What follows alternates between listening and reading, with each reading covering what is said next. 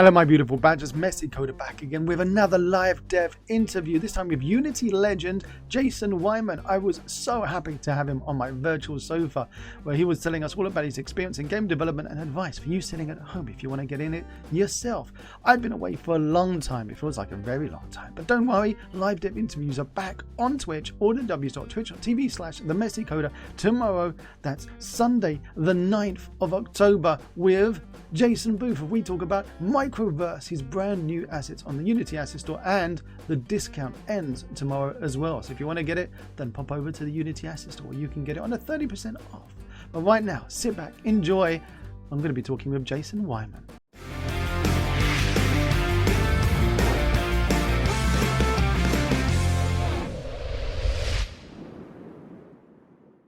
I'm here. Yeah. Hey, buddy, you're live. Don't say fudge or bugger. I'll try. I know it's very hard not to.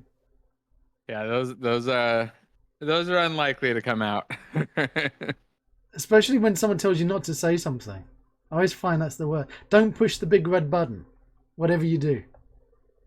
Yeah, this one right here. I have you got yourself your cup of tea? Did you have a wee? Are you all ready and comfortable? Yep, I am all good and fed and everything else. Just gotta make sure that I'm all muted everywhere too. Did you manage to eat as well? A little bit, not the whole thing.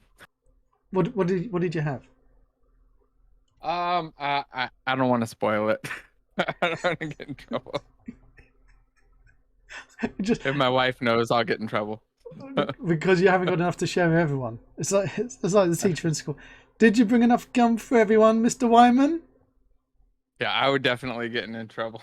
I was sitting in the back sneaking it. I'm sure that it's delicious though, no matter what it is. My wife just can't find out. I'll ruin her plan. Right. I'm gonna do my classic messy introduction. Which by now I would have thought that I would have perfected it, but it feels like every time I do an intro to one of my interviews, it feels like the first time, and I've got no clue what to say.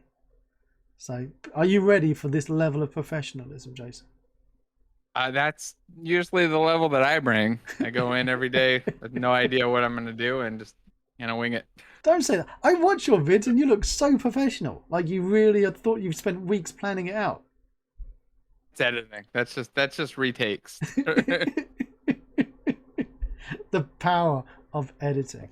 Oh, if everybody is sitting comfortably, everybody at home in front of your Google Watches, your Alexa PCs and your microwave computers, give a warm and messy welcome to the legend of Unity 3D College, the legend of YouTube, and the best beard on the internet, Jason Weimann. Welcome to the stream, buddy. Oh, thank you for having me. This is pretty cool. It's a lot of fun. Well, do you know what?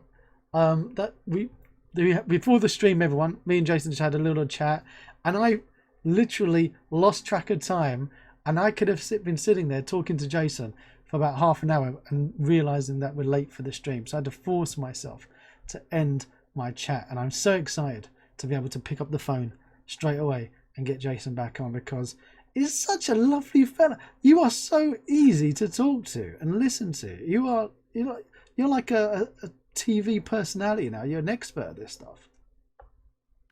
So thanks. I hope my wife's definitely not watching now. She's gonna give me crap the whole day, but yeah, I don't know. I just like talking to people. It's fun, especially got interesting people to talk to about interesting stuff, or game dev stuff. You know, that always interests me, and it's easy to have those conversations and just chat about that stuff.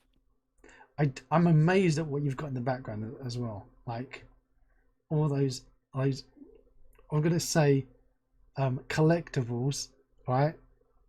Because you got to be just lights and random things that I found. Yeah, lots of RGBs and stuff that I wasn't sure what it was.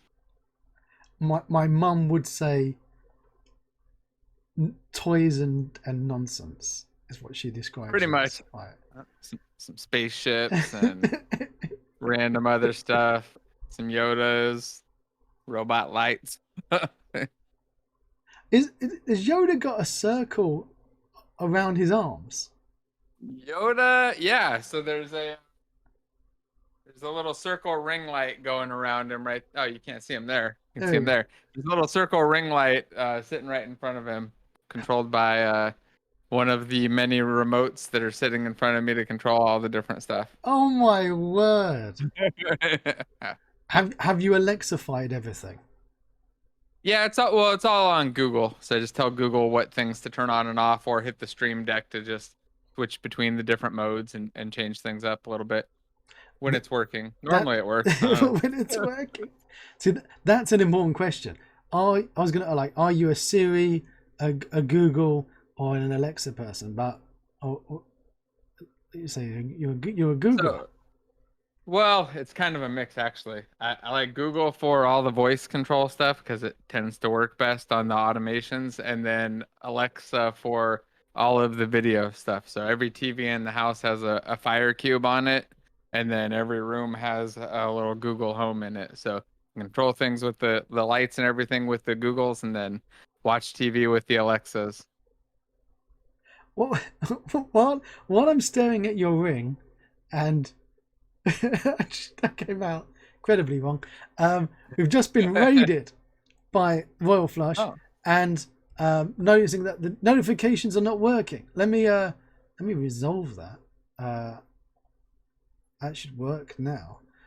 Royal Flush, can I get an exclamation mark SO, a shout out at Royal_Flush? Persephone's chair. There you go. I can't say words with a P and H and an E, and I should really get my teeth working. But tell you what, Jason, do you love game shows? I used to. How I'll pretend that I still do. do you would you like do you like interactive game shows where Sure. you can take part and test your general knowledge? Why not? Let's do it.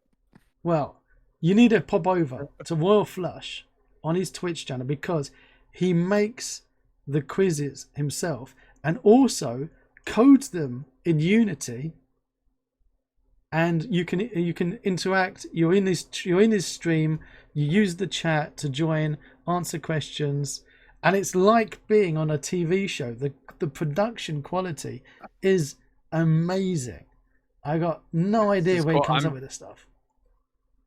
I'm looking at it right now. It is very cool. I know I am logging in and hitting follow. It was awesome. You got to hit that follow button. And if anyone hasn't yet hit follow over on Royal Flush, then go and do it immediately. Whenever I do join, I keep forgetting that I need to.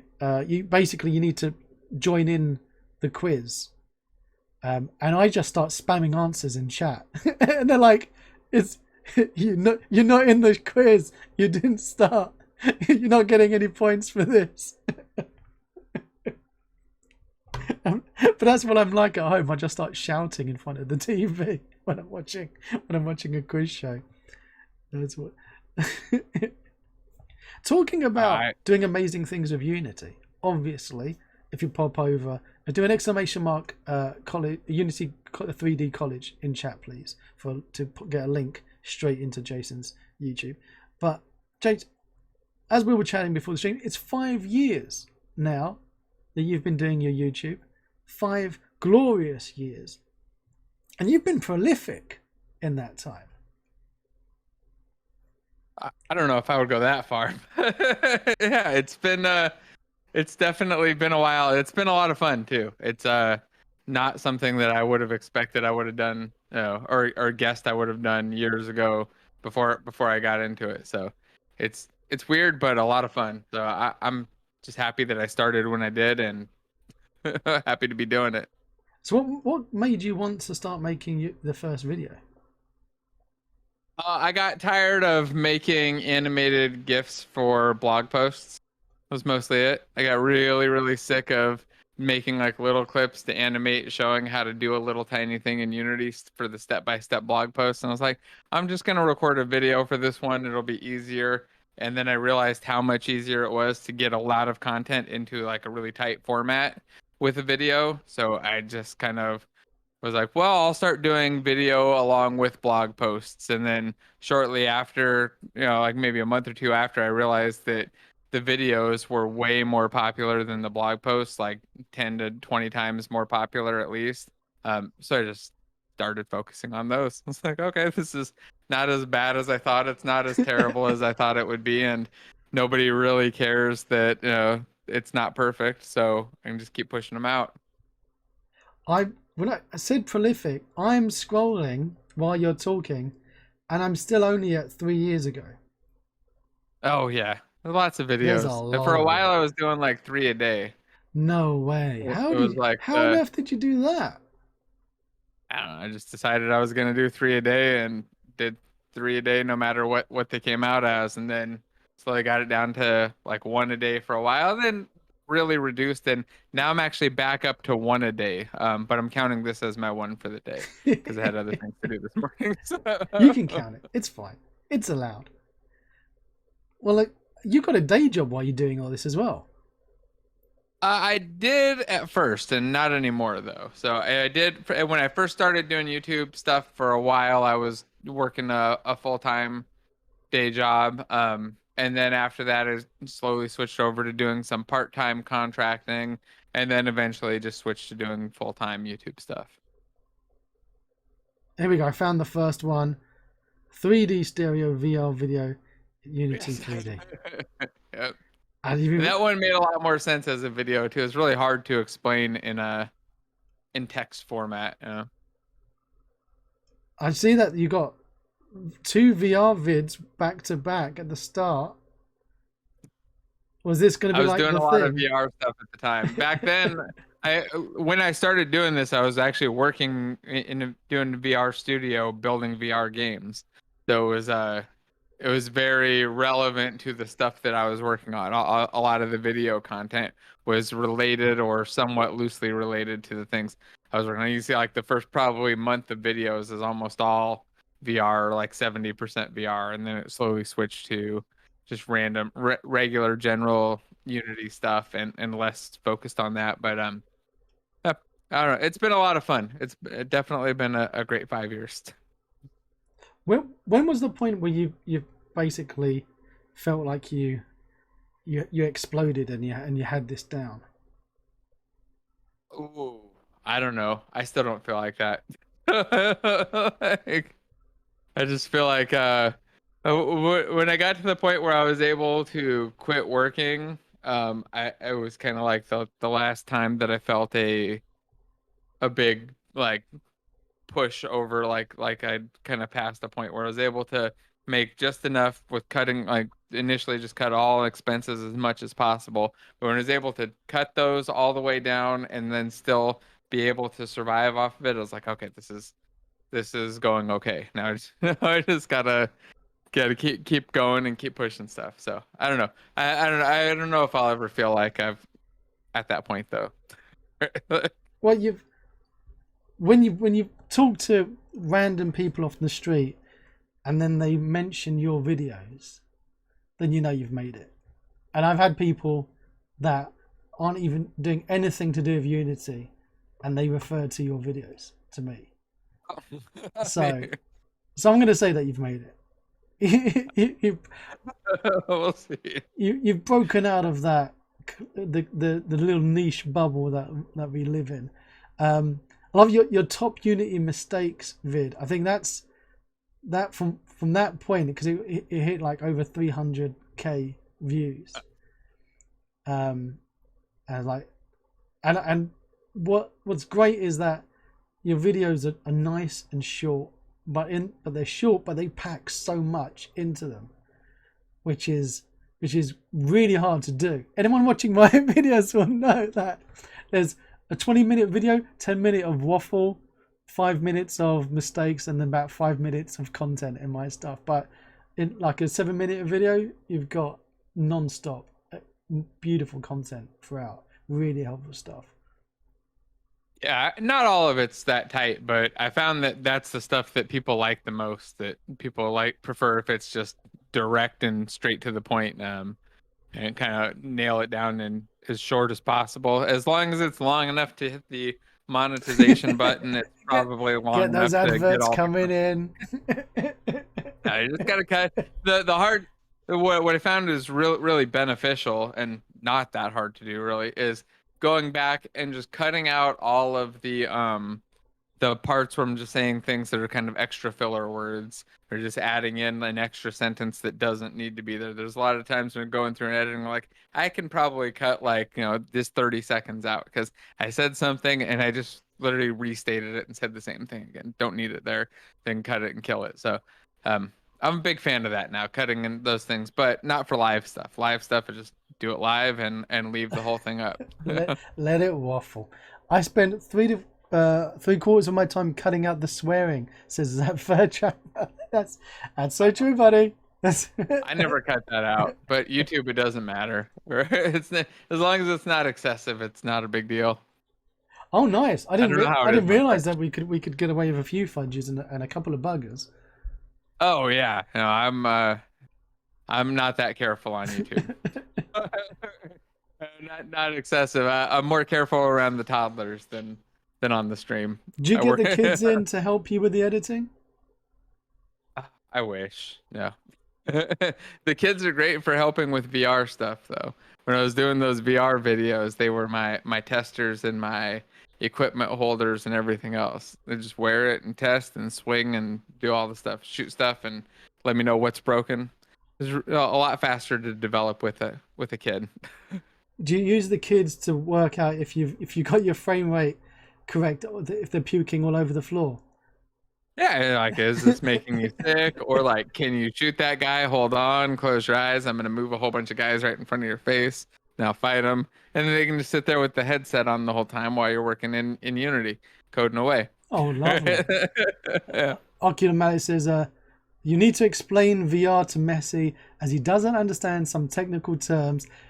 Malice, it's true because as most people on my stream know, I finally managed to convince my wife to let me buy a VR headset because I found some Star Wars games that she wanted to play. Jason, it was very clever. It was cunning on my part. The problem was that when I put the VR headset on, I decided to play Subnautica, which is not a game made for VR. No. And even just the menu and walking around the station, like my little ship, I ended up being dizzy for about 2 weeks and puking all over my room. So, yeah, I took a big break. That wasn't your first VR experience, was it? It was my first VR experience on the PC. Uh, So I decided to go straight in. Like, oh, what games have... Oh, that says it's VR compatible. I will play it. And then on the Discord, everyone's like, no, no, never play that game in VR. So you really, games that say they're VR compatible need to have some kind of badge to say will not make you puke.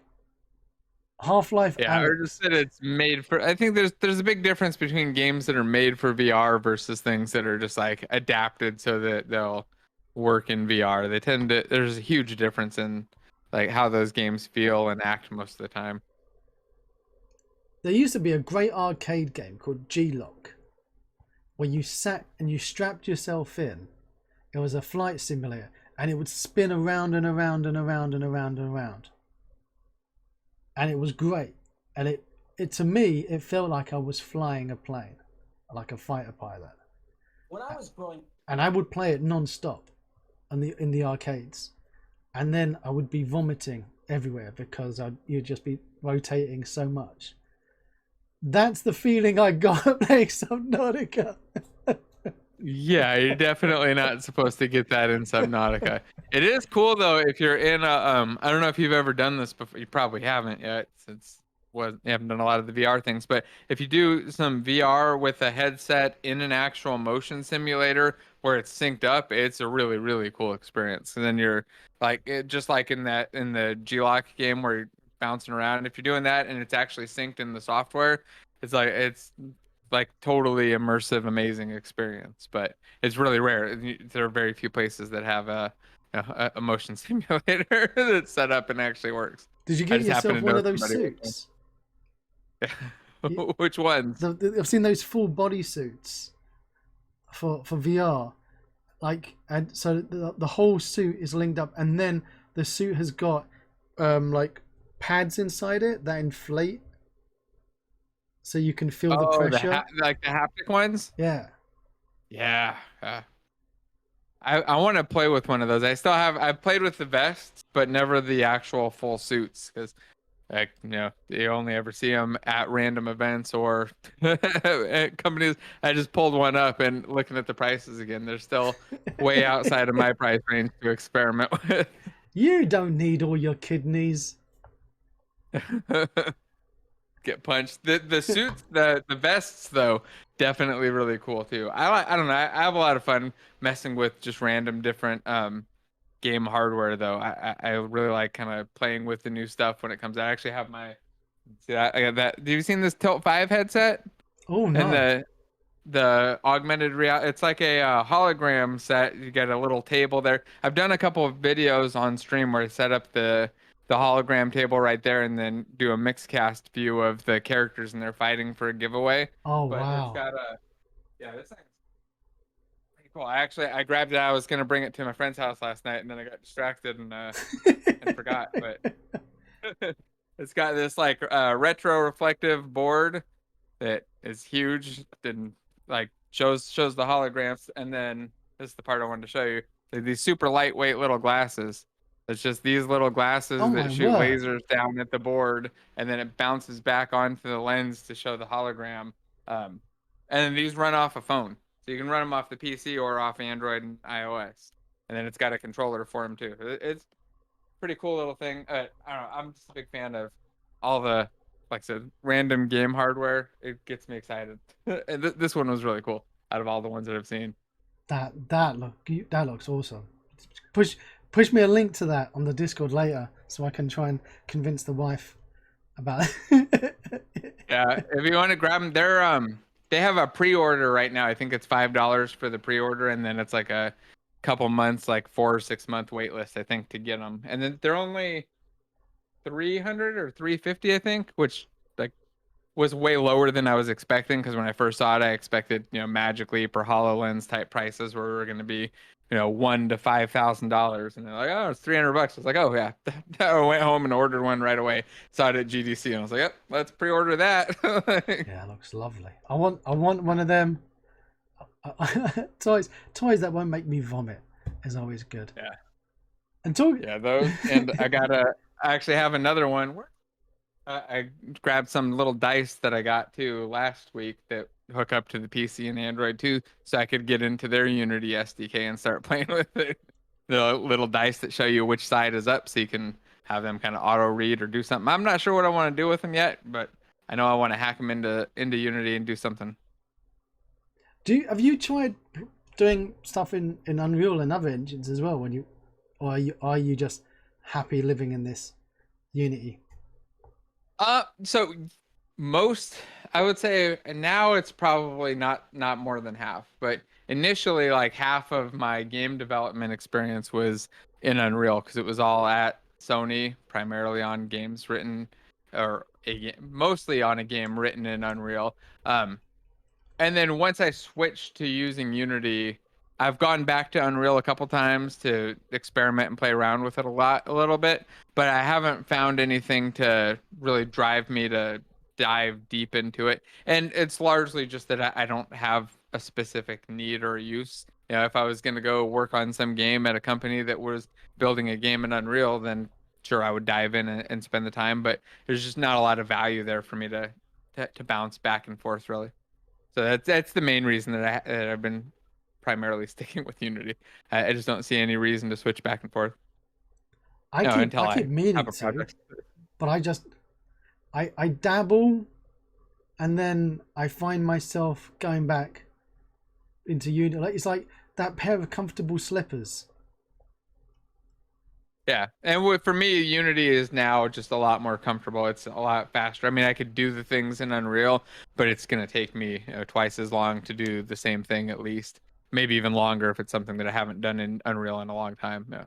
I expect it to be longer on something that I haven't done in Unreal in a long time. And with Unity, I'm constantly keeping up to date on what's going on there and talking to people about it all the time. So it makes it a lot easier for me to just dive right in and knock out whatever I want in Unity in a few minutes.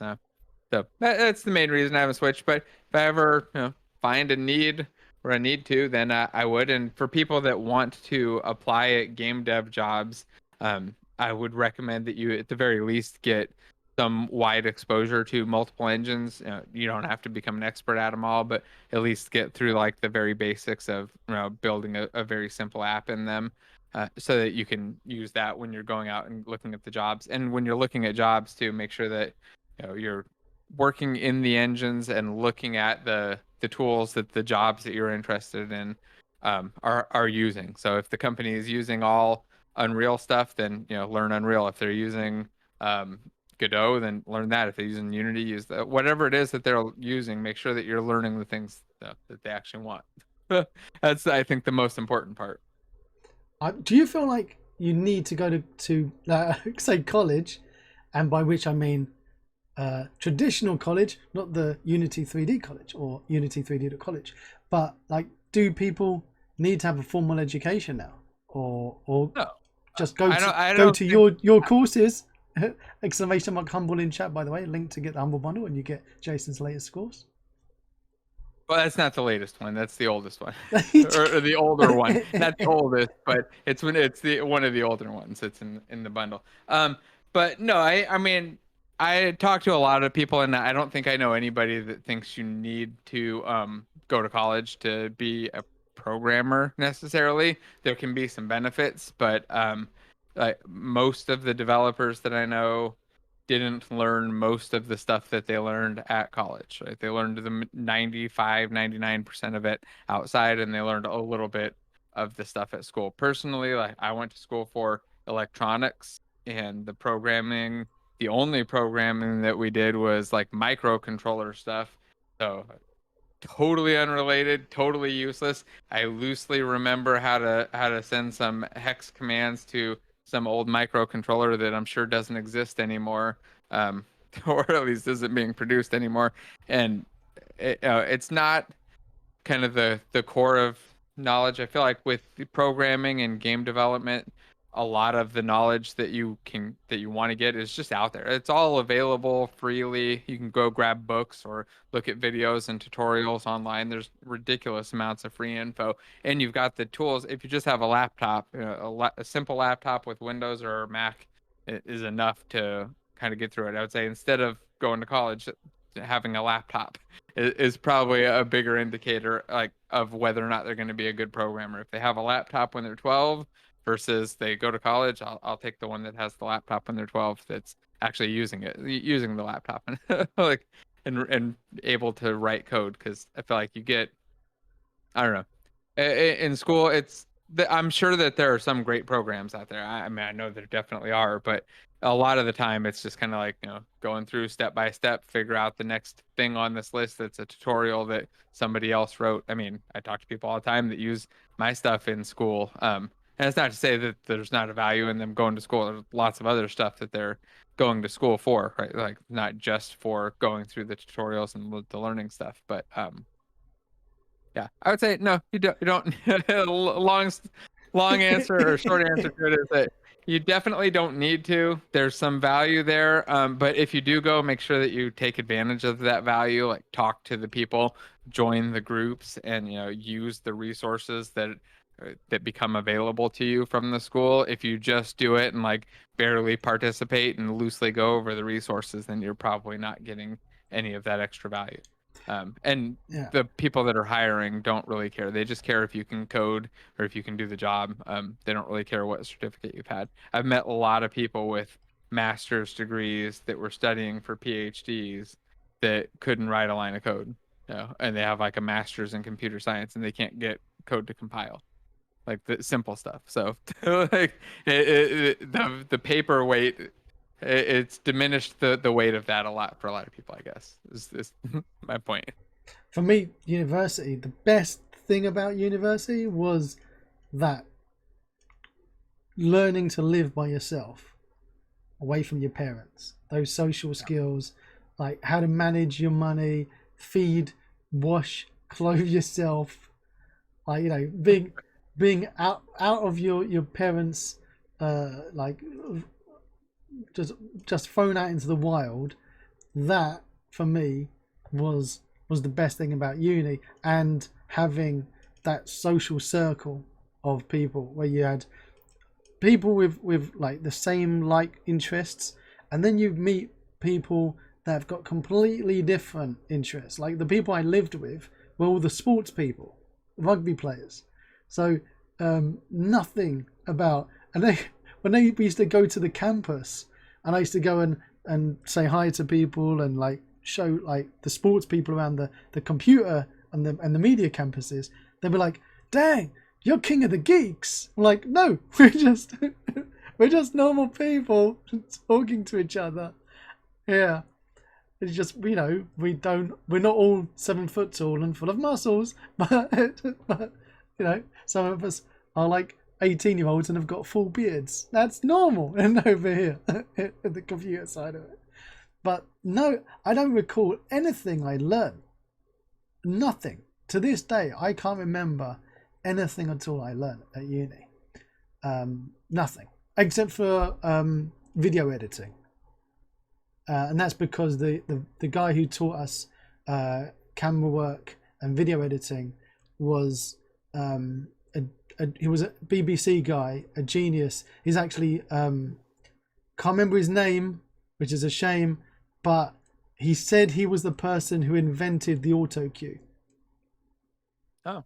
So he was a BBC cameraman.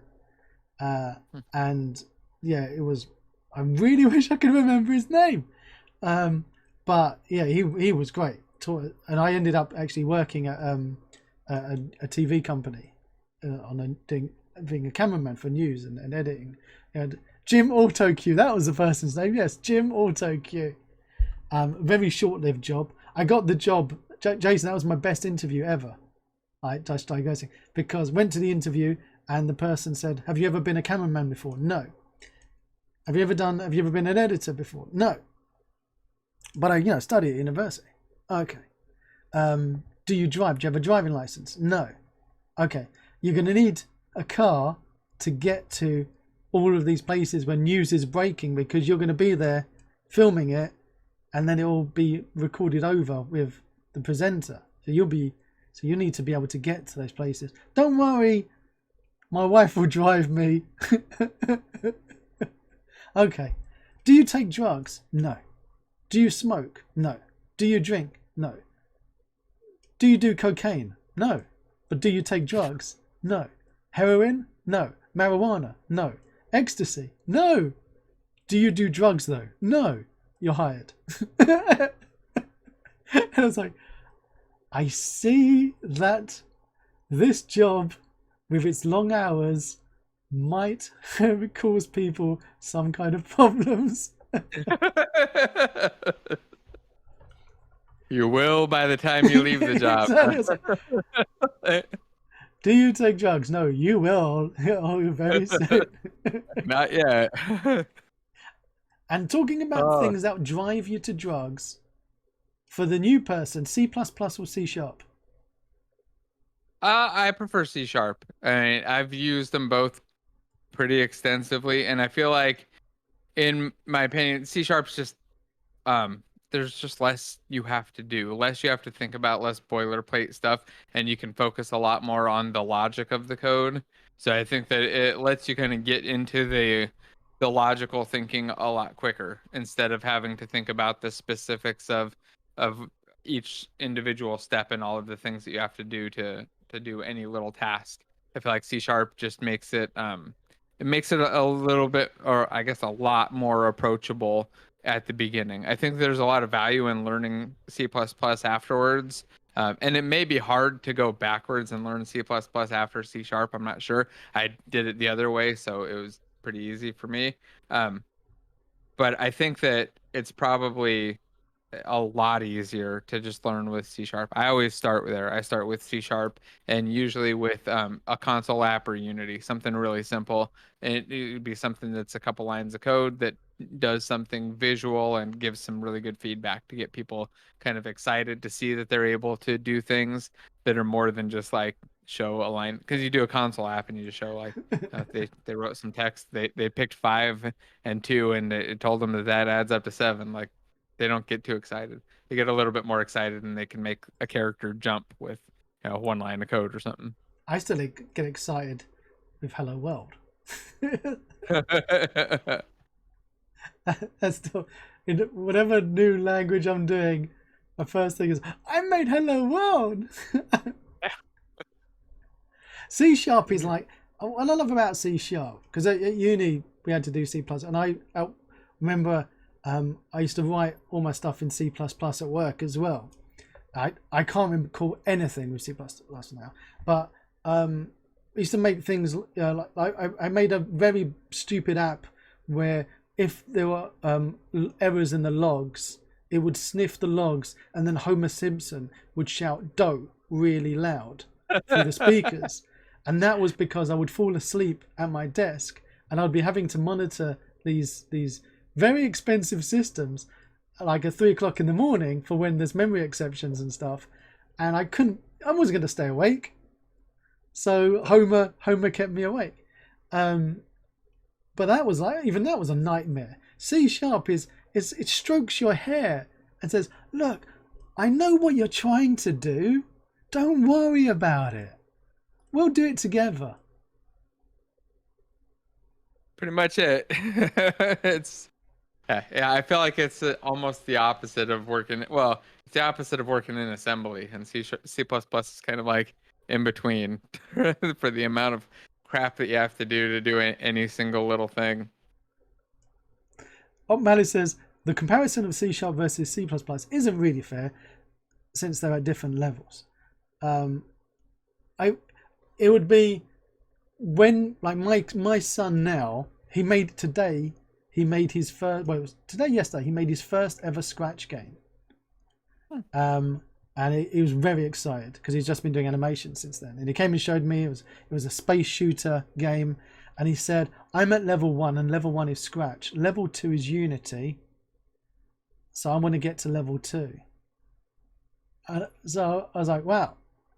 Okay, son, do you want me to help you with that? Yeah. And that was really exciting for me. But my son is not going to go into C++ first of all. So the first thing I'm going to be teaching him is C Sharp, because I feel that is a lot more forgiving.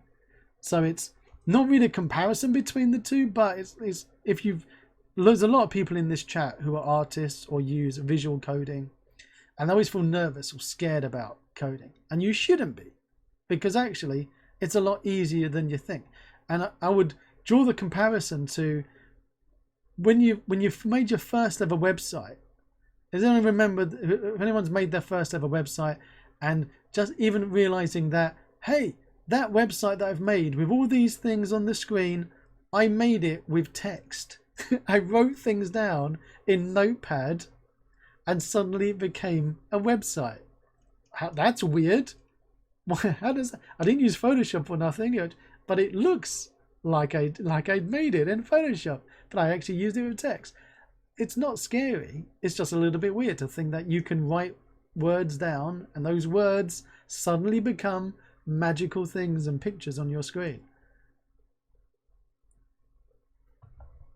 Yeah, I love coding though. I mean, just the power of that being able. I think you kind of stated it perfectly with the web stuff, but I get the same thing with just even non-web stuff, console apps and game stuff. I remember the first time I was writing code and I was able to just type in and have something go up automatic, like have a counter go up in my code, and I was like, oh, this is cool, and then turned it into some little space station game where I was buying planets and I could keep track of the number of planets that I bought. It's the stupidest little thing ever. Like I just pick a planet number that I wanted to buy and like said I bought the planet. But I thought it was the coolest thing in the world watching Like you give it these little tiny commands and it would do this really cool stuff. But yeah, and then on I just wanted to touch one more time on that C# versus C++ thing. Like the main difference, like C++ will give you some more low level control. You usually don't necessarily need it. Most of the time, if you don't know what you're doing, you're just gonna I almost said a bad word here, but you're gonna cause problems for yourself most of the time if you don't know what you're doing. But if you do know what you're doing, you can do some really cool stuff. But the majority of the time, what you want to do when you're programming games or web apps or business apps or anything else is focus on and get done the actual kind of business or game logic that's the core of your application, the thing that makes it unique. The memory management system of your game or of your application or the way that you access databases probably shouldn't be unique. It should probably be very standard, normal stuff. It's not the thing that sets your game or app apart. It's the all the stuff that's in that middle layer, the part that's doing the actual logic for what makes this game a game. Like where's the gameplay logic or what makes this application have value? What is it actually transforming and doing that's giving us the value? And C# lets you focus a lot more on that and boilerplates away most of the more tedious stuff. That it gets rid of that boilerplate stuff, I guess, is kind of the core. Makes it a lot easier to get to the actual getting the job done. I love that. I don't mind getting the job done. I missed earlier in chat. Zach Fairchild says, at uni, I think we learn how to be self-sufficient in tracking down information, and that was like you're saying, like getting in and learning how to learning logic, and doesn't matter what language you're going to use. That skill is transferable because once you've got that in your brain, doesn't matter if you're doing C++, if you're doing Delphi, or you're doing like anything, it's going to help you. And that that's why I also like these visual programming stuff, because it's still very about the logic and problem solving in there. What's your because you played about with some of these visual, especially now with Bolt being part of Unity. What's your take on it? How do you feel about those? So I like the visual scripting for a couple things, but only these specific things. So sometimes I don't mind it for like things like Scratch, where you're kind of teaching the very basics of how to code, but I don't like people staying on that for very long. I think that's the kind of thing that like you're gonna get in, kind of learn the basics of, understand the flow and all that, and then immediately, as quick as possible, jump over to actual code. Because I feel like it's very easy to get stuck too much thinking about nodes and graphs and your code in that set, and not getting to the part that's actually going to give you the value, which is probably writing the code. But I like it for introducing it because it gives you those concepts. You can visually see like we're flowing along the logic this way, the data is here in these spots and it's coming together, and you can actually like visually map it out without having to do that in your head.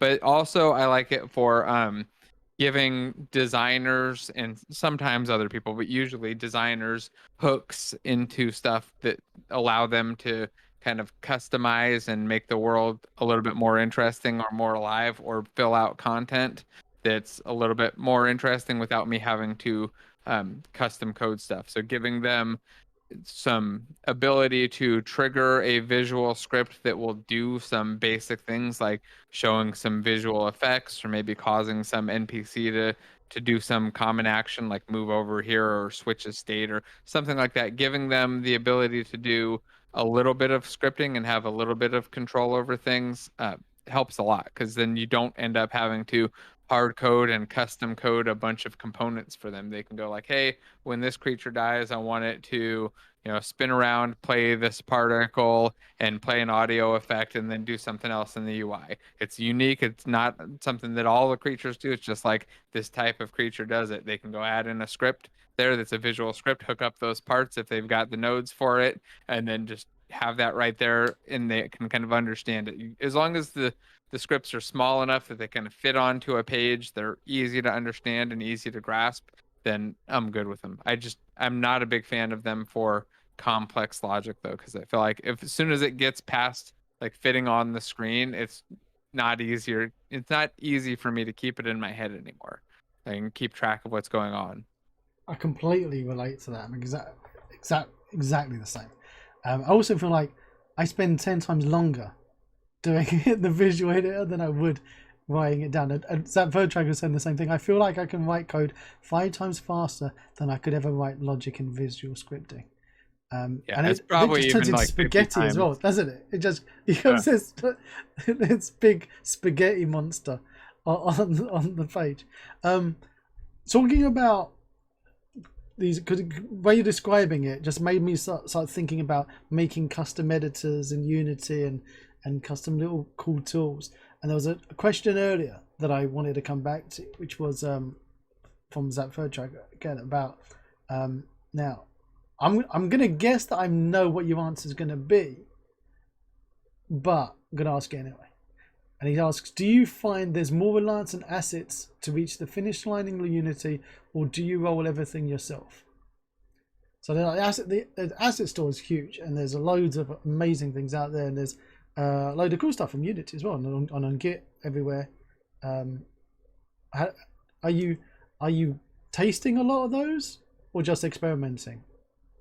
So I would say that first off, I think that probably almost every game that's built in Unity has something from the asset store in it. There's probably like 5% of games or something that don't, but my guess is that most of them have at the very least something from the store in there that they're using, whether it's editor tools to make things easier, like using Odin or something, or art assets, or just actual packs to get some stuff done.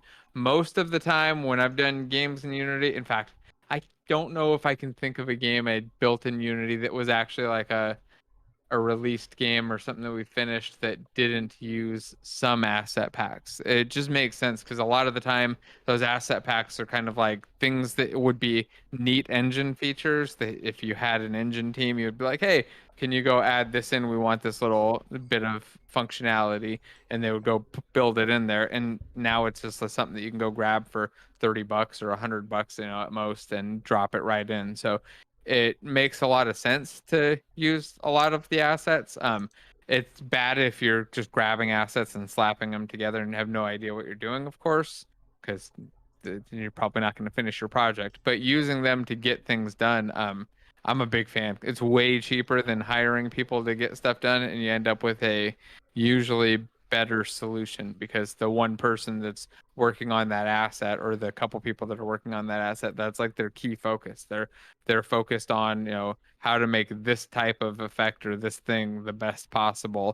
And if I hire somebody to do that, like they're going to be working on that part-time for a little while, maybe loosely interested in it, and then move on to the next thing. So I can get a lot more value for a lot cheaper grabbing some of the asset. And obviously it's not always going to be a perfect fit, and sometimes stuff on the asset store can be bad, but it's always dramatically cheaper to find out and just give it a try.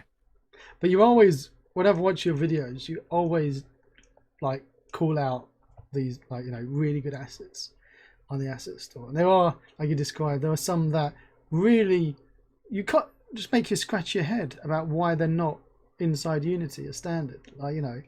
And we see that sometimes Unity do listen, like they picked up Bolt and they put that in. Yeah. But there's other things that you're sitting there going, well, why haven't they put that in yet? What would you? Yeah, I always wonder if those are just like conversations, and the people that are on the other end are maybe just not interested, or what happens there. Because there are definitely some assets I'm like, that would be really nice if everybody just had that and it was built in. Like it should be like a core piece of the engine. But like I said, some of them it happens. So like Bolt, that was definitely one of my favorites, because now visual scripting is an option for everybody, and I can use it in a video and use it in a tutorial, and people can still go grab it without having to grab an asset. And Text Mesh Pro. And Text Mesh Pro. That was like the biggest point. It still annoys me that you have to actually add it You know what I mean? It's like you shouldn't even need to add it in. It should be there.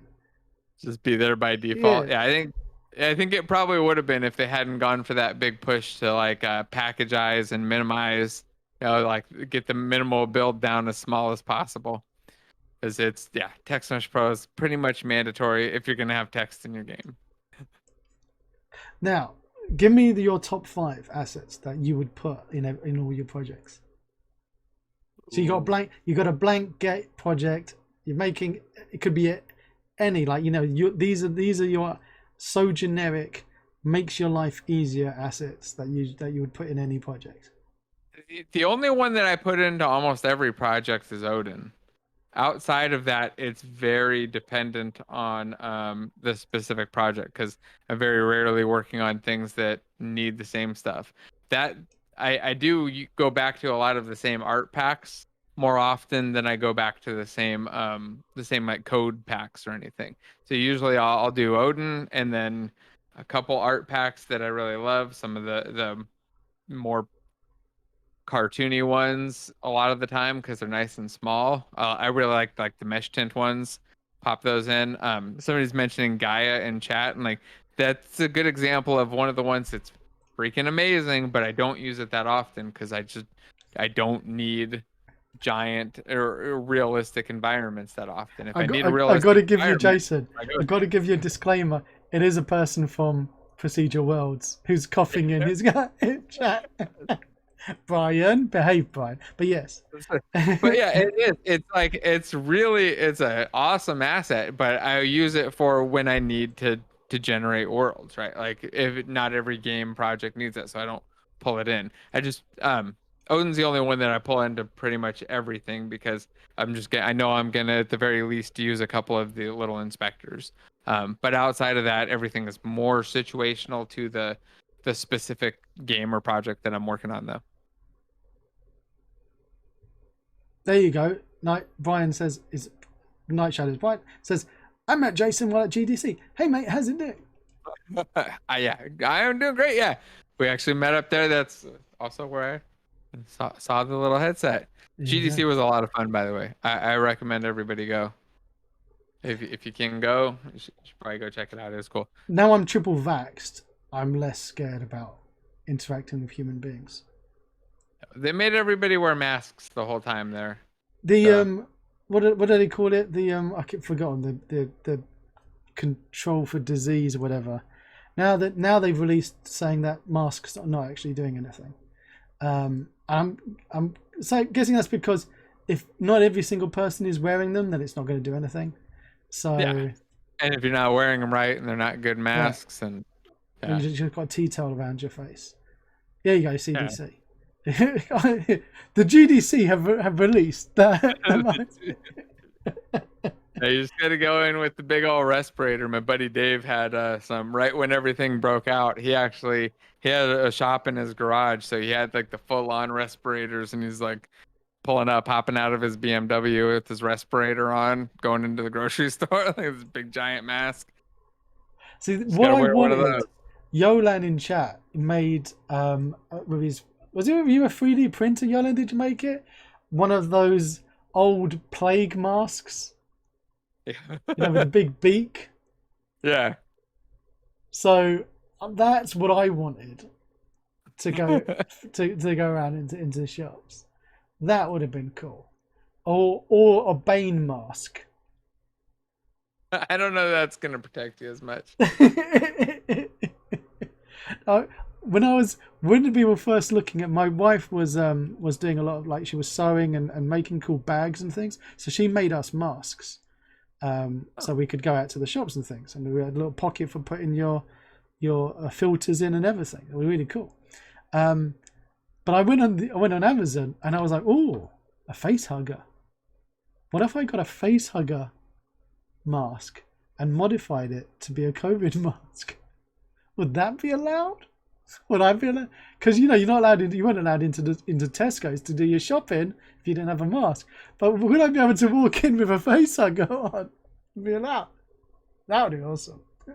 You would have here for sure.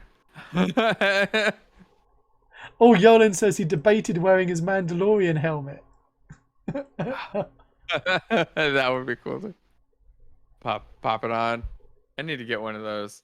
But I don't think they come in sizes big enough to fit my giant head. Your beard might be tucking out from below it though. Oh yeah, my head, it's like weird and abnormally large. So I always struggle to find things that actually fit on it and go like the race tracks and stuff, and they don't have helmets that fit my head. That's because of your massive brain that you have inside it. All that I think information. it's just because it's deformed. Because of your massive knowledgeable brain. That's why. It's just shaped weird. I'm really wanting to grow my beard, and my wife was so excited when my new job meant I'll be going back into the office, because she was like, "You got to shave now. You're going to be seen with human beings. You got to shave."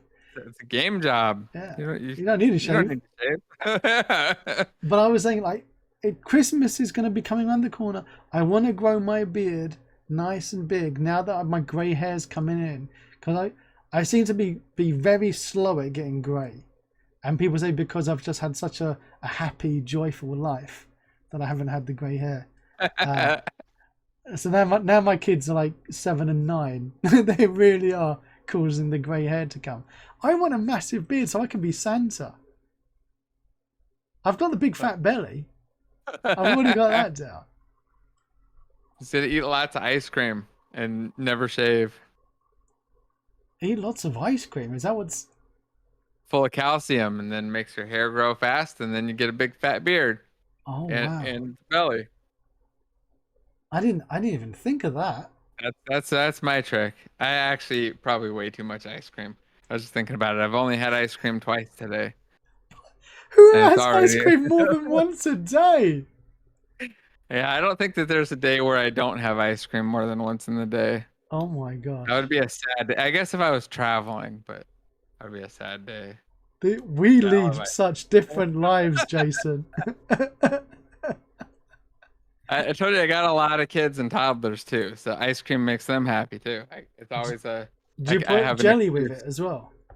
Or you call it jello. You call it jello. Like jelly's jam. No, So no. we were having this discussion with the wife today that jelly is jam and jello is jelly. And jam is jelly with seeds in it. No, you can get seedless jam. Not here. They got them. It's like the different one. If you look at the bottles, you gotta like look at them, and each one means some different amount of seeds and crap in it. Like they've got wow. it all coded. I can't ever remember. I just gotta look at them. Like which one is it that doesn't have seeds? So I can't eat the seeds. Oh my word. Now talking about with seeds and without seeds, that's got me thinking. Where should I go to get my Jason Weimann courses? Is getting them on the Humble Bundle? Is because you said that's not the latest one. That's an older one. So is that with the seeds? And if I go to Unity 3D College, that's without the seeds. Yeah, I would go. I mean, right, realistically, I would go with the Humble Bundle first because it's Cheapest a 30th chips. of the price. Right? Like it's dramatically cheaper, and it comes with a bunch of really awesome Infinity PBR stuff. I think it's worth it just for the dragon. I paid more than that for the dragons. The course multiple itself, Yeah. according what is this game.courses website? That is my website. That's the site where I've got all the courses, and it's pretty much all I put on there now is just the courses. I had some blog posts and a couple of free courses on there. In fact, if you go up and go to the homepage, you can see in the beginner section there's a free course that teaches how to make Angry Birds. You are grabbing then some great there's- domain names, I gotta say. Oh, I've got a lot of domain names. I had a I had a kick. I mean, not a lot like in the people that have hundreds and thousands, but got at least a couple dozen domain names that I've snagged over the years. I've So got a weird obsession. full price is $997. Yes. for that Game So Boy that was the price on that one. That course has been bundled with the other two for a while as kind of a freebie though, because it was the older course that goes kind of beginner through intermediate, and slightly into advanced, but it's mostly that kind of beginner and intermediate. So I'd been bundling that with the two newer courses, which are the programmer one and the architecture course. So and now it's just included in the humble bundle for, I guess, whatever it is, the next 4 days or 2 weeks. I'm not sure what it's Jace, gonna can come up I with. can I can I ask a sensitive question? Is this price hiked up to make the humble bundle look really, really good, or Oh no, definitely. Back then it's by far I've had it on sale one other time before for relatively low, like $200 or something. But that's just the normal price. Oh, okay, And like I you're said, not doing a normally that Udemy. one's included. No, God, no. Normally that's included just with the other courses that are at that price. That have we usually do a lot of live Q&A calls and other things. There's just a lot of stuff there, but it's yeah I'm not a fan of those giant markups with a huge markdown. In fact, the humble bundle thing kind of freaked me out because like this is like way lower than I've ever put anything, and like I don't know if this is gonna be a weird like problem, but again, it was one of the older ones, and I figured like people really want to get into it, they want to check it out and see what it's like, and you know the normal price is way outside the range, and you can still kind of get a good view of that, plus get all of the art stuff too. So even if you don't love the course stuff, you still got all the art from the humble bundle and all that. So You've still got but yeah, your college Unity3D.college site. So I was playing about, so you've got beginner's guide and the intro to Unity, but I couldn't. No, I'm maybe going blind, but are you not linking your courses site from your 3D college site? no, I'm not, and that's mostly because I stopped using that Unity 3D college site. I think there was a time when some Unity lawyer reached out to me, and I ended up putting a bunch of disclaimers on the site, and then I pretty much just stopped using it after that. I was like, all right, listen to stop using the site, and just I switched it over and moved everything that was important over to the other site. And I just leave that up there because people still go there for tutorials. There's still a lot of blog posts that people linked to and stuff, and I didn't want to move them or take them down or break the links, so they're still all up there. We got a question in chat. Was it the courses or the YouTube that allowed you to go full time, or is it a combination of both? Oh, the combination. So initially it was the contracting plus courses in YouTube, and then eventually courses in YouTube kind of paid up or made up for it. That and the sponsorships on sponsored videos and stuff. Is really like a pretty even combination of all of them. People And keep on telling me Patreon that I and should do courses. They go, Messi, you should make yourself a course on Udemy or something. Upload a course. I always feel like that would be cheeky because I'm an idiot, and I always get amazed that anyone learns. And there's people in the Discord here that say that they've learned things from my videos, and I'm like, well, how? That doesn't make any sense. And like you mentioned before about people using your stuff at school, I still like amazed. I received a message from somebody, very beautiful message, saying that they spent many late nights watching my videos, listening to my voice and because my kids are in some of my videos, and was studying, learning how to code and make games from my videos, and they got a scholarship to university by following my videos. I was like, that's insane, but like so amazing that somebody was able to benefit so much from that. You know, that's life's changing for someone to get a scholarship into a uni, because it's ridiculously expensive to go to university now. And yeah, just it blew my mind. So I can't even begin to imagine how many lives you've changed on your courses and stuff. Do you get a lot of success stories of people contacting you afterwards, telling you what they've done from what they've learned? yeah, it's a lot, and it's really cool. I used to get like super excited about it. Now it's like probably like one a week or so. Somebody tells me that they got a job or they got into college or something else. after going through some tutorial. Sometimes it's a course, sometimes it's just a YouTube video, sometimes it's this. So I've seen comments on videos where people are like this video got me the job, or like this video did something huge, got me into school or some shit. Like I've seen quite a few of those and just run into people. The weirdest though and the coolest is when I like run into people out at the stores, like out somewhere, just out shopping with my wife, and someone come up like, "Hey, I learned how to code from watching your videos and got a job." Like that is the coolest thing ever. That's only happened like two times. Told you you're famous. See, I said you were Cool. famous and you were mainstream, and you're like, nah. And you're telling me anecdotes of people in the street coming up to you. How can you think you not made it? You're big, baby. It's the weird part is going to like actual game dev events. That's then like there it's like everywhere you go. Like I don't know if this person's looking at me because they want to talk to me or they're just looking at me because I look weird.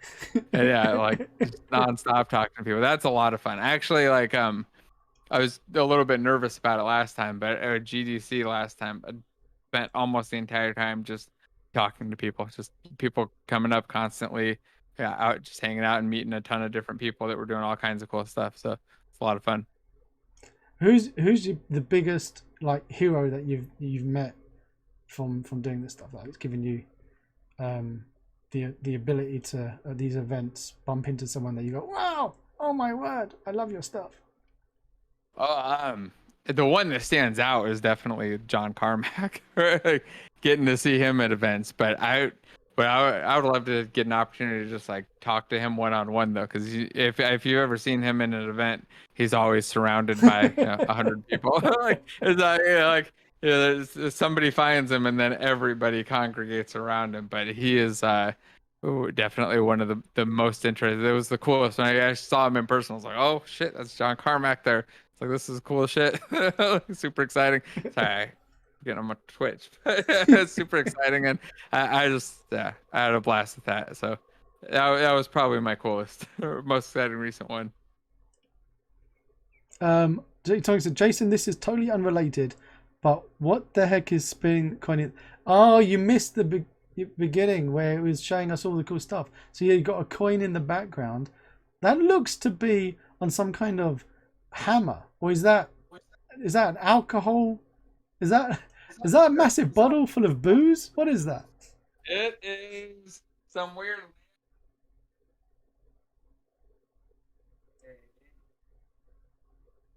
hammer from Overwatch on top. There you go. And then inside, I'll pull it out.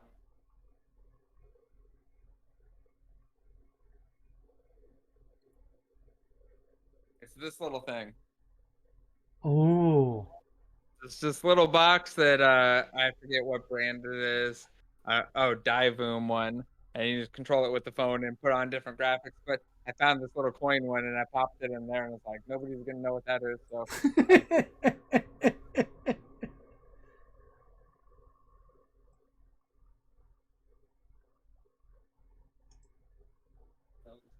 I'm just sitting up in here. Yeah.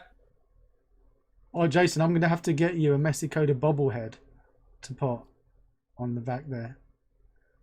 So, yeah, definitely. So you can have a Messi coded bobblehead in the back.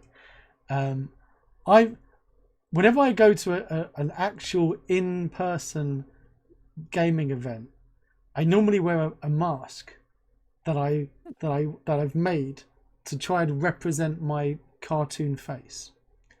And I have the mouth cut open so that my real curly moustache and beard can be shown. And so people think that's a fake moustache, and then they'll pull the moustache, and I'm like, that's my face you're pulling. And then I've got like a nice afro wig because I shaved all my hair off now. I've got this nice afro wig, and I've got so they pull the moustache and they go, that's real, therefore they think the hair is real as well, and they leave that alone. And I went to a couple of things for my old work, and I went to one, and there was we've got RR, here you go, the bot did an advert for RR Unity. So RR Freelance, I met him at one of these things in person. And I didn't have my plastic face on. So I had my real face. And it felt like I was naked walking around. It was so bizarre because I didn't have this layer of protection on going on. And now, so there's a few people, like Yolan's also met me by my real face in person. There's a few people that have seen my real face and know it. And then everyone else knows this various cartoon face mask going on. And I got a feeling now when I go to work, because work, they know that I do this as well, because I had to. Getting a real job in the game industry, I didn't realize I had to fill in a massive 10-page document saying the stuff that I do that's game related, so that they don't come back and go, okay, now we own it. We own all your stuff. That game you're making with your son about taxi ripoff, well, now we own it. So I keep forgetting that people know who I am now. The real me know that this is Messy Coder. How do you live with everyone knowing Jason Weiman's Jason Weimann? Like, do you get weird emails? Do you feel like there's a little bit unsecure? People turning up at your house, knocking on the door because they've tracked you down? I don't think anybody wants to track me down. So, it hasn't been an issue too much. And to be honest, I liked it when I switched over my YouTube channel to just be my name. It was a lot better because then people would just call me by my name and it was a lot less weird.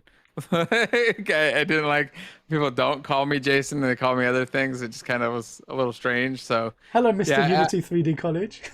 Yes, that was very weird. No, yeah. So I was like, all right, yeah, switch it over, and yeah, it hasn't been an issue. I mean, I think if I was like an attractive girl, it might be a problem, but no, I the likelihood that anybody is going to want to stalk me or do anything weird, I'm not too concerned.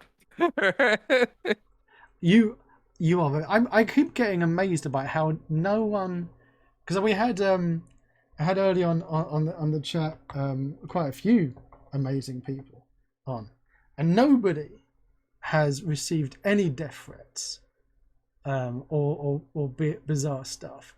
Yeah, I have. I was like, why do I get the death threats? I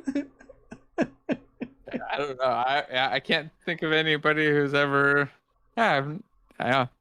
Very rare that anybody's even angry. Usually, angry people are just frustrated with something, and you give them the answer, and then they're happy again. They're just having a hard time with something, and I don't know. Most of the people that are into game dev pretty chill and pretty happy. So I put it down to the assets though, because I review and do videos on a lot of Unity assets, and I guarantee that 9 out of the 10 emails I get are people thinking that I am the creator of those assets.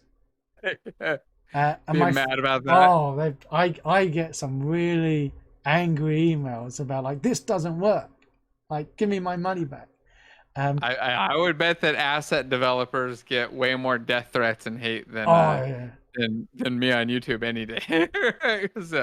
You get one person that's pissed off that they've spent $5 on some asset they didn't understand, or God forbid it doesn't work, and yeah, they're gonna lose it. And my favorite ones are all of the hate mail that I get about Neo FPS. Oh, hang on a minute. I direct support requests to you if they look complicated. No wonder I get all of those about Neo FPS. Thanks, Chris. They got Zapfo Trapper in chat telling me that he's sending all of his asset support requests directly to me. Thank you, buddy.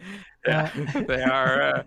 Yeah, I think those you're gonna get a lot more issues there than anywhere else.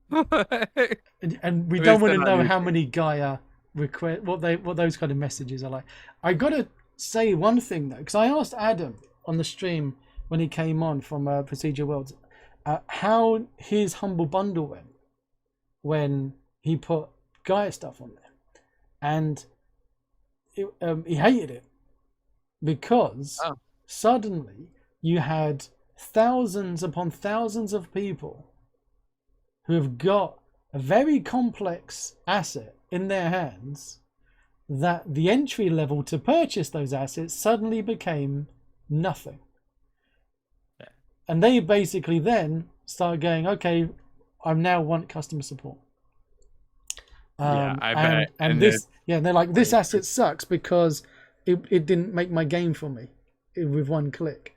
And he goes, the amount of support requests and the negative reviews they were getting from people that bought the bundle because they just didn't understand what they were doing was right. made I it feel like completely. Gaia is one of those things where like you need to know that you're going to use it, know how to use it. You got to spend some time.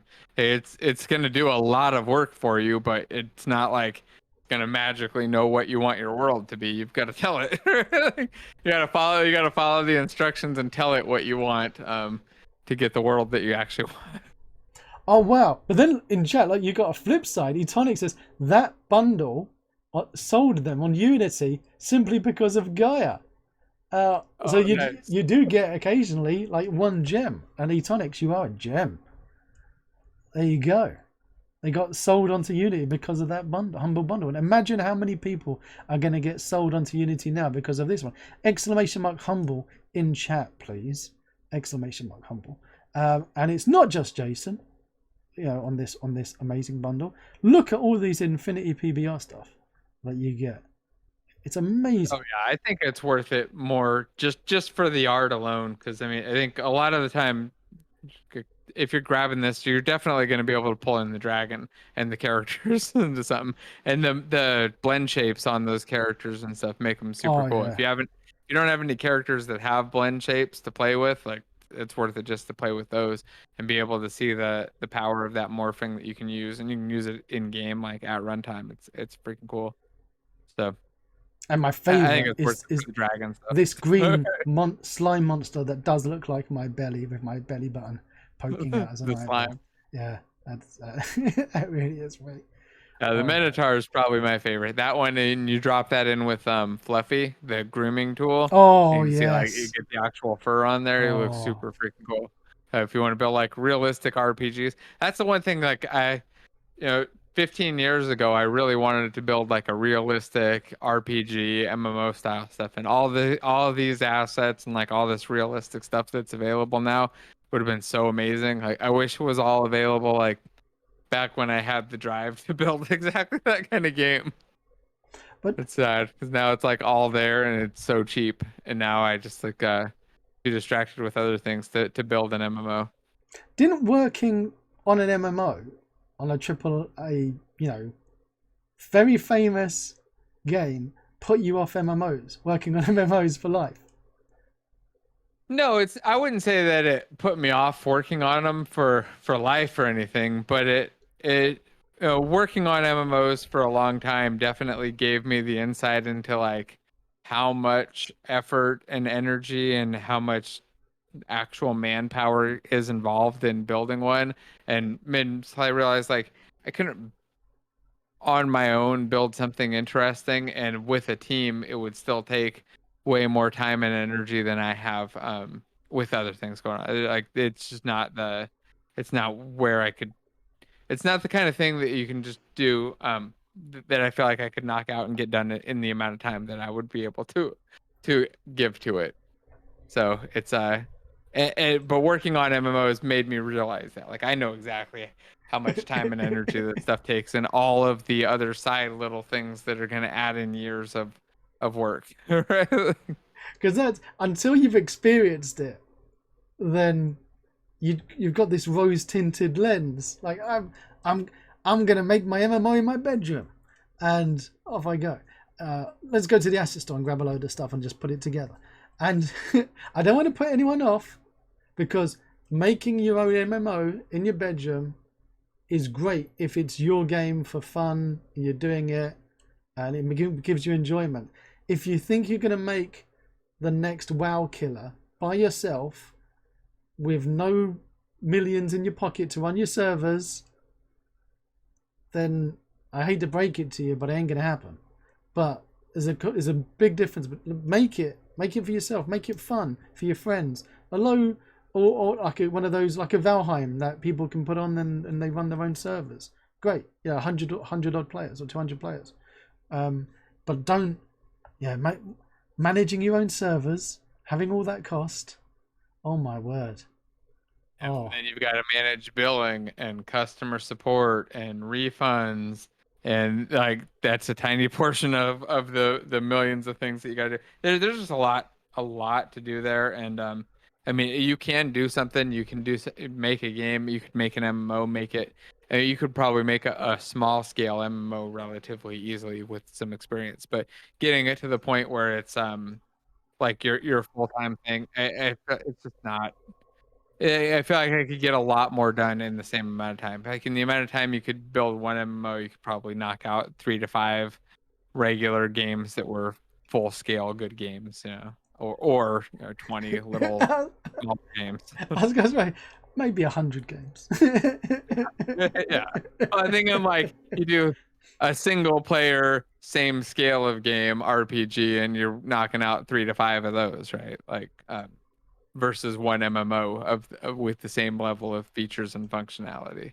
So Going back to it's talking not about beautiful assets and Unity, have you tried Atavism yet? I have not. So it's one of the few that's on my very short list to try. It's on sale right now, so I think I'm probably gonna grab it and give it a try. I'm pretty sure it's still on sale with the speed up sale. I think it's 90% sure it's on sale right now. So I've been thinking about grabbing it and diving in. I just need to find a little bit of time because everybody has told me that it's, or not everybody, a lot of people have told me that it's quite a bit better than UMMORPG, and I've used UMMORPG, which seemed fine. It kind of got the job done and got the core done. So I'm kind of curious to see what the actual difference is. But people seem to like it. Like, yeah, looks like people are talking about it in chat even. So I would recommend it. I would recommend looking at it. I shouldn't say recommend it because I want to try it out before I recommend it. But it seems like it's worth trying out. It is. You should give it a go. I've interviewed them a number of times on the stream, and we played about before together with them. It's, I would say, if you are wanting to make an MMO without having all the headache of making an MMO, and just then concentrate on the logic of how you want your game to work and throwing your characters and all that stuff in, then yeah, I would say have a play with it. There's And that's what I would do. I mean, I would definitely go with something like that. Some kit to start from the beginning because I mean, I could build it all from scratch and write it all, but unless I need to solve some problem that it's not handling, yeah, there it is. It's on sale. Unless I need to solve some problem that it's not handling, like I don't see the value in it. I'd rather just start with something like this. We've got a starting point to actually build the game and the part that's going to make it unique, and then if there ends up being some weakness in the network layer or some other thing, I can address that later when it comes time. But like a lot of people worry about like, oh, is this going to scale to 10,000 players or whatever, in some scenario that they're probably not realistically needing to worry about, and they'll start like building their thing from scratch because whatever the framework doesn't support some random thing that they don't actually need. So I would jump to something like this, and especially now that it's on sale. I would say if anyone out there is planning an MMO and you're thinking about, is my game going to scale to 10,000 players, concurrent players, right? At that point, if you are getting anywhere near those numbers and you're sitting in your bedroom making your game, I wouldn't even be thinking about Kickstarter. Go get investment. Yeah, it should probably be out of your. You should have a full on team if you have that problem, right? You should have like a full on studio building stuff and somebody just dedicated to that one problem alone. You have a couple people working on just that. So I think it's worth it to start with those frameworks, and they're going to solve most of the problems that you probably don't even know that you need to solve. There's a lot of stuff when it comes to building an MMO, things like dealing with the social aspects of group chat guilds and guild chat and regional chat and like local messaging and Oh my word. sending people from like a zone to zone and from a server to server, logging into servers, creating characters, persisting those characters, showing a character selection screen, like all of that stuff. Each one of those things takes a ridiculous amount of time to build and that's after you've already done it before and you know how to do it, right? Like you had to go through and spend weeks or months building each one of those things, and they're going to be, you know, beginner basic versions of them the first time through. So I like starting with kits like this, and I guess kind of brings us back to that whole asset store thing. Like you get a lot of value from grabbing some assets and some packs like this, where you can kind of shortcut a year or 2 years of development and just get started right on the game and focus on what it is that you want to build. And I think that that's generally the way to go. I feel like the alternative is building everything from scratch, and you can go all the way down as low level as you want. You could not use an engine, start rendering stuff on your own if you want, and write your own network layers. I mean, there's a lot you can do, and I think you should focus on the game, focus on the part that's going to make it interesting and fun. Which is very rarely some new technological breakthrough. Like it's like, 3 or 4 games a year have some new tech breakthrough that makes it the interesting, fun thing, and the rest of them, it's all about the gameplay and the content. I loved Code Monkey came on a stream a little while ago, and was saying that because he's not an artist, it relies on getting third party art in, but it also allows him just to concentrate on the game idea and making the game, because he doesn't have to worry about doing those other things. And that for me is one of the things I love, and it was also one of the things I hate, because I find myself going, like you were saying about your go-to art pack that you bring in, and then I find myself spending too much time playing about with the art, and I go, no, grey box, come on, let's just grey box this and just work on the logic and the gameplay, and then put the nice pretty things in later. But you can so easily get distracted with all the pretty things that you can get on the asset store. Yeah, I like to use them as like a distraction too, like to relax my brain. So I'll start with like some simple gray boxy stuff, and then when I need to kind of chill and relax, I'll start pulling in some pretty art and just make it a little bit prettier. Pop in a character that's a child of my gray box cube prefab, so now I've got a character there. Maybe grab a couple of them and have it randomly pick one or something. And try not to. I usually don't try to make it look good, because I feel like I can never make it look good, but I just try to make it look a little bit better, or I'll swap in like a UI pack or something to make it look a little bit nicer when I want to not think about the more complex problems. Yeah, when I'm starting to get worn out from the more complicated or like code heavy type things. It's like a nice relaxer. I love that you have these things to distract you, and you're still making the games from it. You gotta like that way you can think, like do all the hard stuff when your brain's on full mode, and then just like play with the pretty assets and look at stuff on the asset store and import things when you're tired, and when I know that my code's gonna get bad and it's not gonna be as good. Like I'm starting to make mistakes or things are getting confusing and I'm tired. It's already past noon or whatever.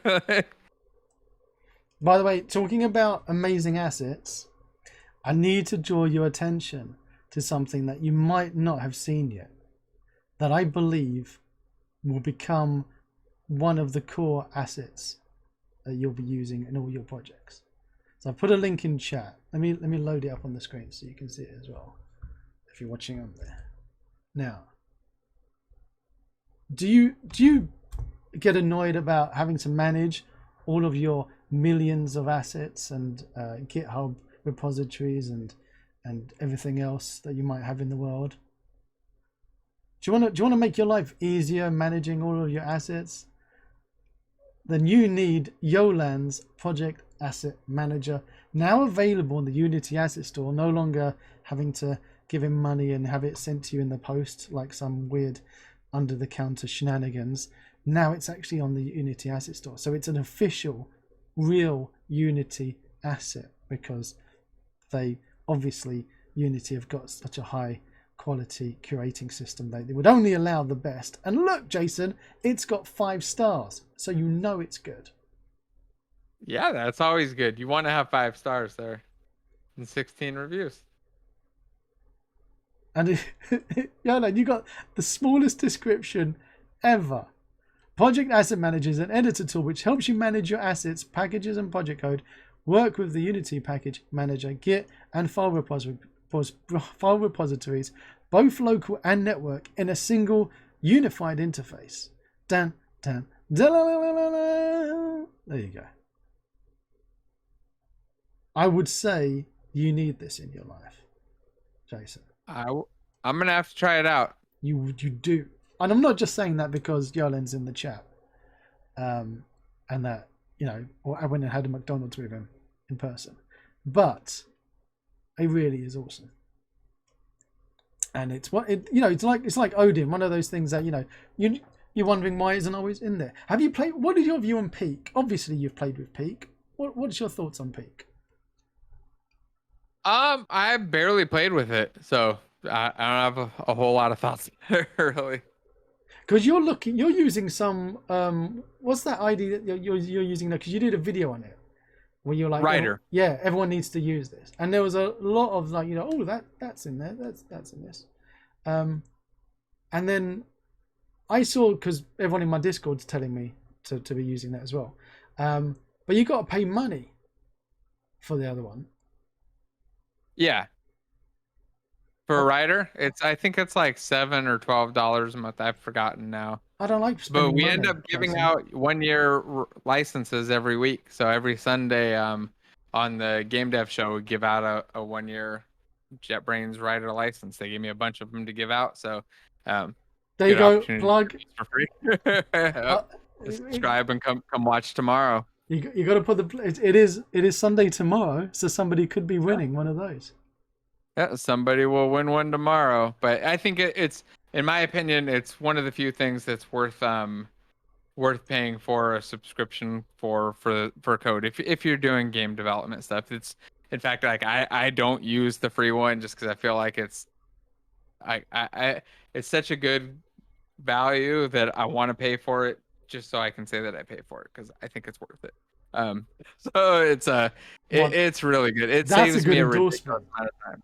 Like, it saves me a lot of time just getting stuff done. It solved a lot of problems for me, and it's the instructional or informational prompts that it gives are so much better than everything else that those alone, I think, are worth the cost of admission. But there's so much other stuff in there that kind of adds up that make it worth it to other people too.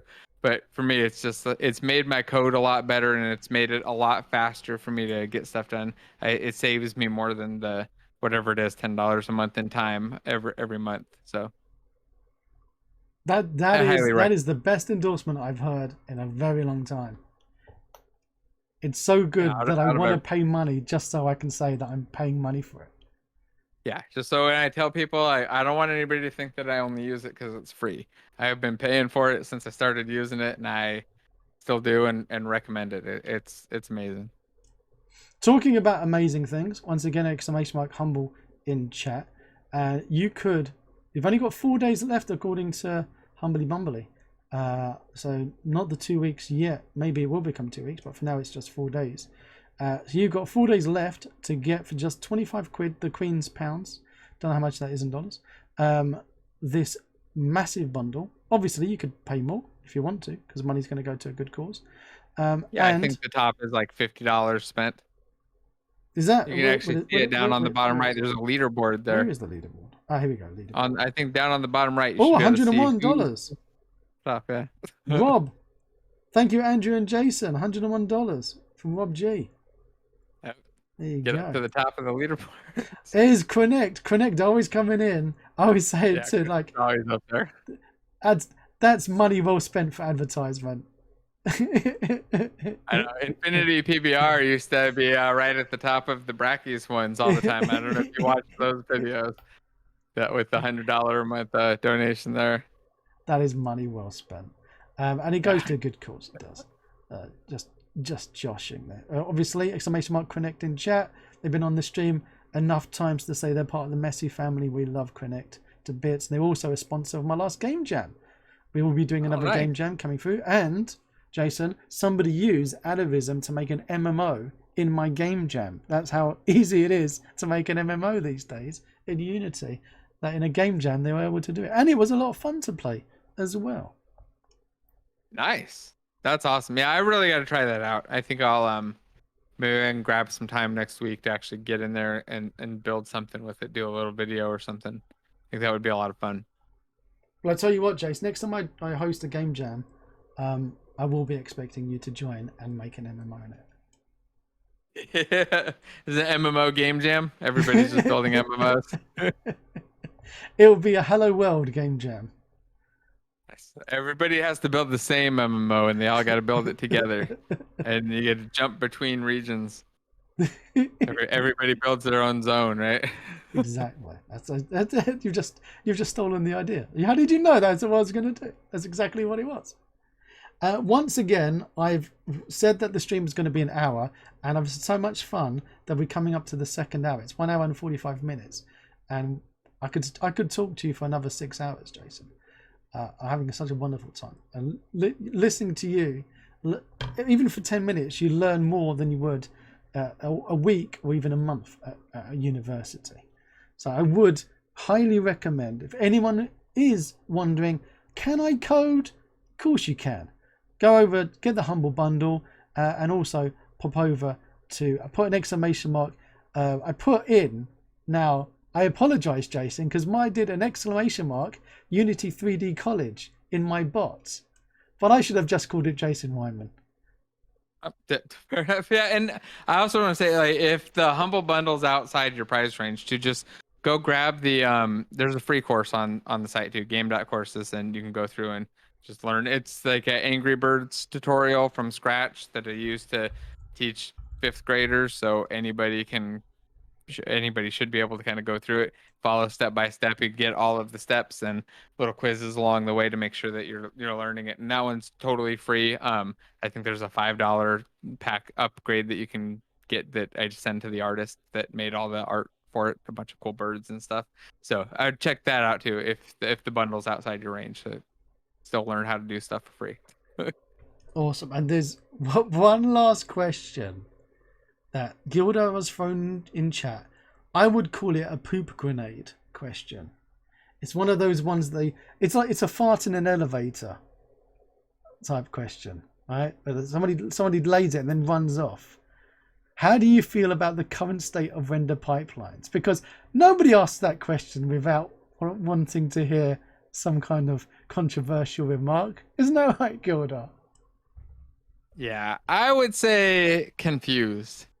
So probably the same as everybody else. Actually, this is something that I've been talking to people at Unity about, trying to figure out exactly what the like kind of the plan and the state is. They actually just released it was a ebook on the universal render pipeline that I saw came out, I think yesterday or the day before, and I haven't had a chance to dig through it yet. I was going to try to look at that this weekend and see what's going on there, but it's one of the few things that I think is still confusing. I'm still wondering when they're going to do the full switch to just URP as the default, like when URP will be like the standard normal default, and the built-in pipeline will kind of disappear or become the deprecated legacy option or something, and when they're going to get the HDRP issues kind of all knocked out. So it seems like that's probably going to happen sometime soon, but I don't really know. So it's one of the few things I've actually been asking Unity a lot of questions, and that was one of my top 10. I had a list of 10 questions that I've been asking them, and that's kind of right in there. I'm really curious about it too. So I think that, yeah, and there's a mention, Yolan mentioned in chat about their big post about moving to URP. That's probably related to the that PDF that they put out and stuff. I think so. I need to dig into it, but it was just a couple days ago that they announced some stuff. So my hope is that with 2023 though, URP will be the standard. I don't know for sure that that's necessarily the case. I feel like maybe it's going to be like 24, but my hope is that 23 they've got it all kind of knocked out and standardized and fast, and hopefully get the new project creation for both URP and HDRP sped up too, because that drives me nuts how slow it is to open a new or create a new one of those projects. I mean, I'm probably a rare edge case though. Most people probably aren't creating a new project every day for a video. So it may not be the right thing to focus on. No, I'm in that category as well. I predicted that my eldest son would be in secondary school. I don't know what you would you call it in America, where what do you call it in the when you've gone out of the when they're like not elementary, is it elementary school when They they're go to elementary school, then they have like a middle school or a junior high school, and that's then a it high school, junior depending on the high state. and high, yeah. Yeah, it depends on the area. They call them all different stuff, but yeah. That's why Degrassi High School, Degrassi High, that was it, that TV show, wasn't it? Yeah. Yeah. Yeah, I think that was a high school. Yeah. So it'd be like ninth grade, like 12, 14-year-olds, 13-year-olds and up. So I reckoned, what's middle school? So in England, at like 11, they go to secondary school. Yeah, that's here in middle school, it would be like fifth grade. So about like 10, 11 to 13, 10 to 13-ish range. And it's like 3 years of school, and then they go on to high school. Oh my word. Which is the last 4. We could spend another 6 hours just talking about that. But I reckon that my son would be in what you would class middle school before built-in was deprecated. And I'm still going to hold to that. I'm still going to hold to that. So we will see. What is that nonsense that people are talking about URP and HDRP merging into one? I don't think that's likely to happen. That doesn't. Because maybe it is, and I don't know anything, but it seems very unlikely. Yeah, I'm like, two completely separate things, but apparently that was a thing. That still might be a thing. Maybe one day it's all just be HDRP and it just performs the same as URP. Wouldn't surprise me. I mean, I've been surprised before. I saw that nanite stuff. Yeah. When I first saw that video, I was like, oh, well, I never thought that was a possibility. Now I guess that's a thing. So, I guess anything might happen. That is one of the reasons why I'm not yet playing about with URP, because I still feel like one day they'll be like, URP's dead, it's now just HDRP, even on your mobile. So it might be. It wouldn't surprise me. Yeah. We just discovered a way to make it work. Like, we figured out we don't need that anymore. We're just gonna switch to all HD. And totally. they probably will, because it'll be yet another case of they can just let go an entire team worth of developers and only have one render pipeline development team. That saved us a load of money. Job done. My guess is that's probably all still one team. They probably aren't a separate team for those 2 pipelines. Oh, they were. They not only, from what everyone was saying, that there were 2 separate teams. The 2 separate teams wouldn't even communicate to each other. So they didn't even know what each other were working on. That's why it was so drastically different. Which blew my mind. Oh, wow. Yeah.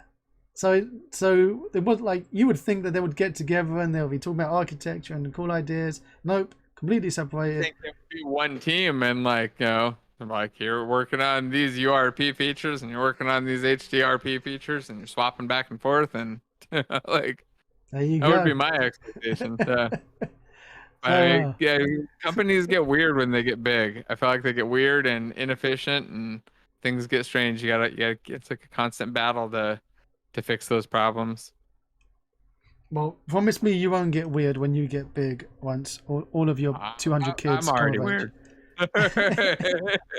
Because I am envisaging that all your kids are going to start being lecturers at the Unity 3D College, and you've got like for generations upon generations of Weimanns teaching us for years to come.